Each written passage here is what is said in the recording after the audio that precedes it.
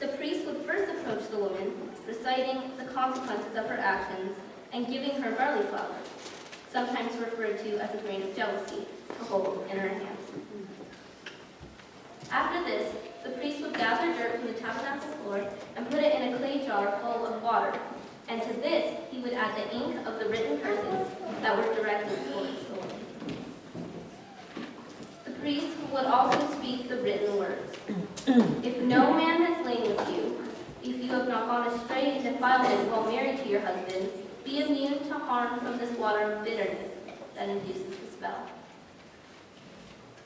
In the male-dominated culture of the Torah, whether the woman was innocent or not, the test communicated the community's distrust in her. She had to consume the water mixed with the dirt and the ink from the curses. In our modern society, unlike the Sota, we can decide whether we want to consume this kind of sexism or spit it out. What bitter water are we asked to drink?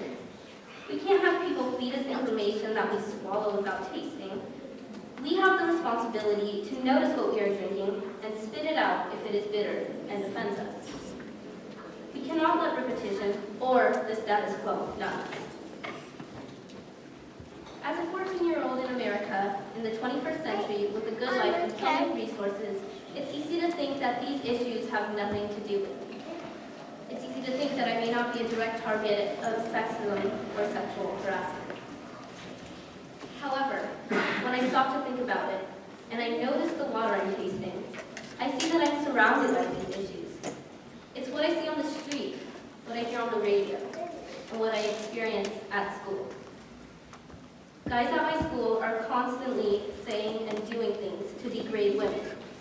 I rarely say anything about it because, hey, I'm just used to it. It happens all the time, over and over. In this way, it's like the repetition I talked about earlier. When something happens again and again, you can become kind of used to it, kind of numb to it. It can make you feel like it's such a part of life that saying or doing one thing won't make a difference. If only we realize that one voice does matter. What if all of us who thought our individual voice wouldn't make a difference started to speak up? Together, our voices would add up to something greater. It would be many people speaking up against sexist language and behavior. Over and over and over again.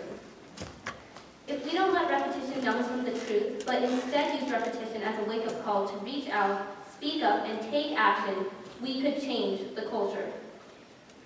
There's a Jewish teaching that asks us, what is more important, study or action? I think the answer is both, and Jewish tradition agrees. The sages say, study is more important because it leads to action.